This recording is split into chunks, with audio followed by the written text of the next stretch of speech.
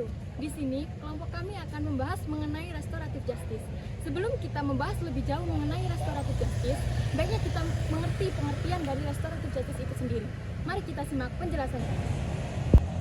Restoratif justice adalah keadilan yang memulihkan, yang mana diterapkan tindak pidana ringan dengan cara mempertemukan korban dan pelaku untuk dimediasi terkait perkaranya, sehingga pelaku tidak perlu dipidana. Nah, itu tadi penjelasan singkat dari restoratif justice. Lalu bagaimanakah pendapat masyarakat mengenai restoratif justice? Mari kita ikuti selengkapnya. Selamat malam, Mas. Ya, malam. Dengan Mas siapa? Mas Ilham. Mas Ilham. Mas, saya mau nanya nih, Mas. Mas Ilham udah pernah dengar apa itu restoratif justice? Ya, pernah. Kemarin sempat baca kalau restoratif justice itu penyelesaian hukum untuk memulihkan keadaan berdasarkan keadilan ya kalau nggak salah. Menurut Mas Ilham nih, di zaman sekarang ini bagaimana keberadaan restoratif justice itu sendiri? Oh iya, saya sempat juga baca di berita beberapa hari lalu tentang kasusnya Nenek Mirna itu.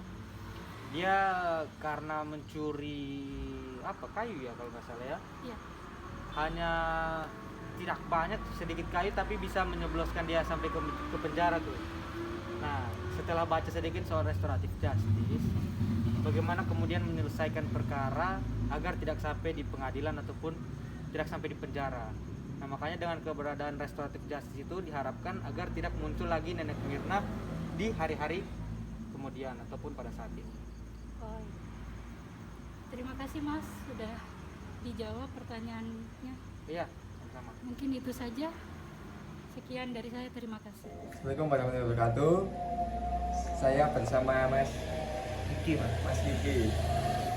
Saya mau bertanya Mas mengenai restoratif justice. Semisal ada orang namanya Rosi, yaitu mencuri uang senilai 1 juta rupiah karena buat beli chip. Jadi pihak kejaksaan mau melakukan langkah restoratif justice untuk mendamaikan kedua belah pihak. Apakah itu merupakan suatu terobosan yang bagus dalam ranah hukum di Indonesia? Kalau saya sebagai orang awam ya menilainya Mas ya, restoratif justice itu sih kalau di Amerika sudah berlaku ya setahu saya. Jadi bahwasanya orang itu berhak mendapatkan penilaian lebih. Jadi misalnya dia itu apa sih, kenapa dia sampai seperti itu gitu. Akan pasti ada dasarnya. Indonesia kan juga menganut kemanusiaan dan adil dan beradab, bayangin kepada hukum HAM ya. Maksudnya dia itu kenapa sampai jadi pencurian tersebut. Kalau emang pihak korban bersedia untuk negosiasi dengan pelaku, itu lebih bagus. Jadi tetap mengedepankan perdamaian masyarakat. Iya. Ya itu tadi Mas, hak asasi manusia. Bahwasanya orang tadi kan juga manusia juga ingin hak hidup. Alasannya dia itu kenapa sih, kembali ke kenapa, why itu kenapa dia sampai seperti itu. Kan pasti ada dasarnya dia, apa dia itu karena kebanyakan kehabisan chip atau di rumahnya dia memang karena butuh gitu. Seperti contoh misal ibu-ibu yang kayu itu Mas ya, yang nyuri kayu ya, nyuri kayu itu dia kan memang karena nggak sengaja nggak tahu, karena dia memang butuh, katanya itu kayunya milik korban dan memang apa, kalau ibu tadi butuh dan korban itu nggak tahunya langsung lapor aja report. Kan kasihan ibunya, maksudnya dia tuh nggak tahu dan dia butuh kayu untuk masak gitu. Jadi penilaian ulang seperti masyarakat juga. Masalah justice. Ya, justice itu memang ada dirinya perlu lah untuk penyelesaian secara kekeluargaan dulu. Jadi intinya berarti penting ya restoratif justice dilakukan di Indonesia di dalam bidang hukum. Benar Mas. Karena dinilai dari tadi kebutuhan masyarakat, terus kenapa dia alasannya tadi benefit dia, untungnya apa sih, karena dia untung atau karena dia susah, malah benefit itu tadi. Kalau dia memang kondisinya susah dan memang dia baru kali itu melakukan banyak hal faktor kan yang dinilai itu, mungkin perlu juga restorasi justice tadi. Udah, terima kasih Mas. Iya Mas. Nah, baik teman-teman, itu tadi merupakan pendapat mengenai restoratif justice menurut masyarakat. Lalu bagaimanakah pendapat mengenai restoratif justice menurut penegak hukum? Mari kita simak. Assalamualaikum teman-teman. Di sini saya sudah bersama dengan Bapak Fajar selaku selaku kasubsi pra penuntutan di Kejaksaan Negeri Batu. ya, baik. Di sini kami akan membahas mengenai restoratif justice. Lalu apa sih Pak restoratif? Kamu mau dikatakan? Lalu apa sih Pak restoratif justice itu? Ya, terima kasih. Restoratif justice sendiri itu merupakan program kejaksaan diatur di Perja Peraturan Kejaksaan Republik Indonesia Nomor 15 Tahun 2020 tentang penghentian penuntutan berdasarkan keadilan restoratif. Terus apa sih maksudnya keadilan restoratif itu?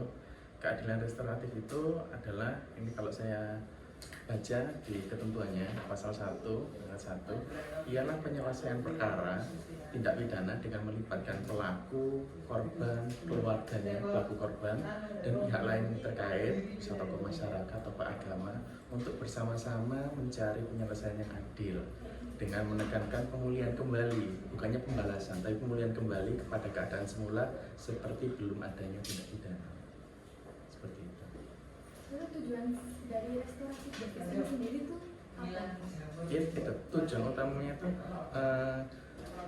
konsep pemidanaan yang awalnya itu pembalasan, kita menghukum pelaku seberat-beratnya atas tindakan yang ia buat. Sekarang itu konsepnya diubah menjadi pengembalian keadaan semula. Contoh, masyarakat yang hubungannya semakin renggang antara pelaku dan korban, semisal terjadinya penganiayaan. Jika perkara ini diselesaikan dengan konsep lama yang berupa pembalasan,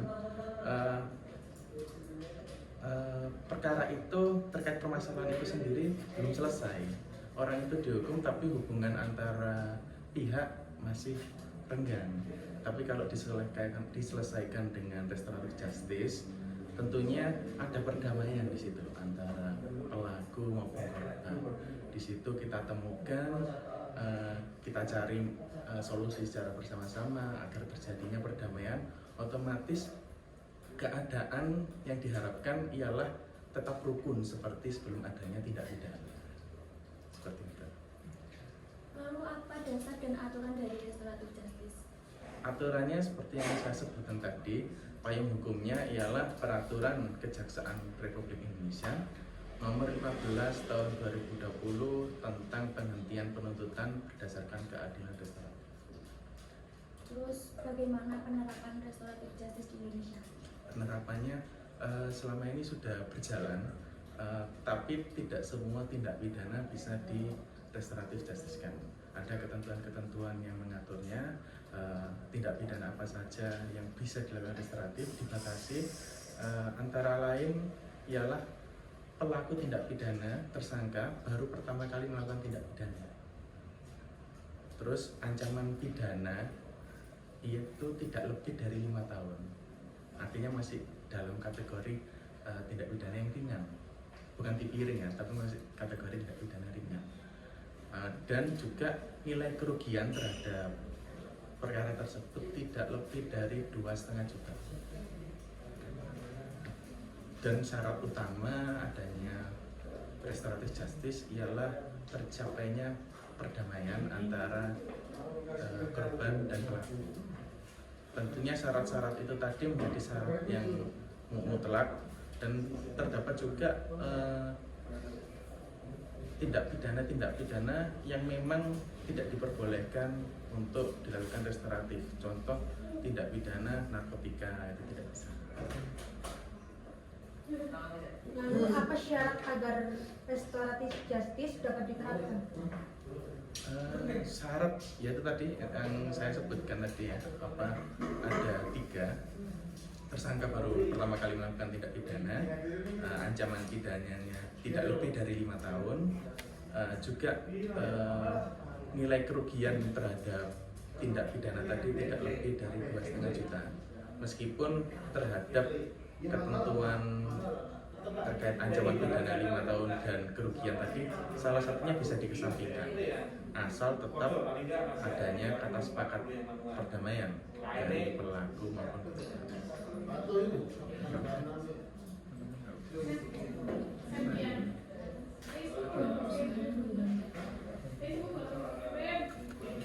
Lalu bagaimana Pak kendala dalam melakukan restoratif justice? Kadang kendala mungkin juga tantangan terberat dalam melakukan restoratif justice. Jaksa dalam hal ini bertindak sebagai fasilitator.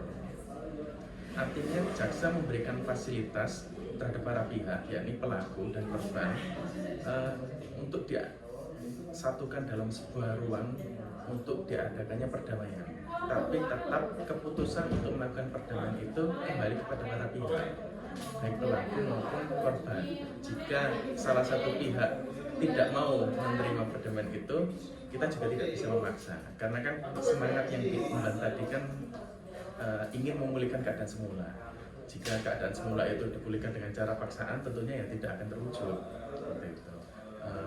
Juga dalam restoratif justice sendiri, korban juga bisa meminta syarat-syarat ganti rugi yang diinginkan terhadap pelaku. Misal korban pencurian yang dicuri HP-nya. HP-nya itu mungkin kalau nilai secara ekonomis cuma 3 juta, tapi di dalamnya juga berisi file-file penting. Misal ada skripsi sudah semester akhir terus dicuri hilang, itu ada kerugian imateri, dia juga bisa meminta ganti rugi. Semisal bisa aja 10 juta, 20 juta, terserah, itu kan tergantung lagi kesepakatan antara kedua belah pihak. Tapi di sisi lain belum tentu juga pihak pelaku bisa memenuhi syarat yang ditentukan oleh si korban. Di situ juga akhirnya tidak terjadi perdamaian. Tetap kita kembalikan kepada para pihak. Lalu apakah konsep restoratif justice itu merupakan sebuah terobosan yang menguntungkan bagi kondisi hukum di Indonesia? Kalau pandangan saya pribadi, konsep restoratif justice ini merupakan suatu terobosan hukum ya, dari konsep pemidanaan yang awalnya itu orang salah pokoknya di penjara, sifatnya itu pembalasan. Kita selalu berfokus pada pelaku. Apakah selama ini kita berfokus pada korban? Kan tidak. Orang yang mencuri kita hukum, terus orang yang kehilangan bagaimana? Kita kan tidak memikirkan sejauh itu dengan konsep yang lama. Tapi dengan konsep restoratif justice ini ada pemulihan kembali dengan adanya perdamaian tadi. Meskipun tidak mendapat ganti rugi, jika kita melihat korban lebih jauh, rasa perdamaian yang diinginkan lebih terpenuhi. Tentunya juga kalau berbicara efektivitas, dengan pelaku tindak pidana itu perkaranya diselesaikan secara restoratif justice, saya rasa akan mendapat peluang lebih baik untuk berubah dibandingkan dia menjalani hukuman di penjara. Karena di penjara sendiri sangat rentan untuk dia malah terpengaruh oleh keadaan lingkungan yang buruk. Dia bertemu dengan kawanan-kawanan pelaku tindak pidana dibandingkan dengan dia mendapat perdamaian dari korban, dapat kata maaf. Mungkin itu juga yang sebenarnya diharapkan dari pelaku yang sudah menginisiatif perbuatan. Dia akan lebih senang kalau melihat korban memaafkan dia. Ada kesadaran diri yang timbul dari dalam. Oh iya Pak, untuk yang terakhir, apakah penerapan restoratif justice di Kejaksaan Negeri Batu ini udah efektif? Cukup efektif. Memang terhadap perkara yang selama ini ditangani di Kejaksaan Negeri Batu belum ada yang dihentikan penuntutannya berdasarkan restoratif justice, belum ada yang dihentikan. Namun terdapat perkara yang dilakukan upaya restoratif justice. Karena seperti yang saya bilang tadi, untuk syarat perkaranya itu dihentikan, kan kita harus ada kata sepakat dari pihak pelaku maupun korban. seperti itu. Dan meskipun upaya restoratif justice tadi tidak sampai dihentikan, hal-hal itu menjadi pertimbangan yang meringankan bagi pelaku. Meskipun perkaranya tetap kita naikkan, kita sidangkan dan kita tuntut, tuntutannya jadi lebih ringan meskipun tidak dihentikan. Jadi semisal perkara pencurian yang awalnya bisa setahun 2 tahun itu bisa menjadi 6 bulan gitu. Karena dilihat dari upaya restoratif justice yang sudah dilakukan itu sudah ada pemulihan yang terjadi antara pelaku dan korban.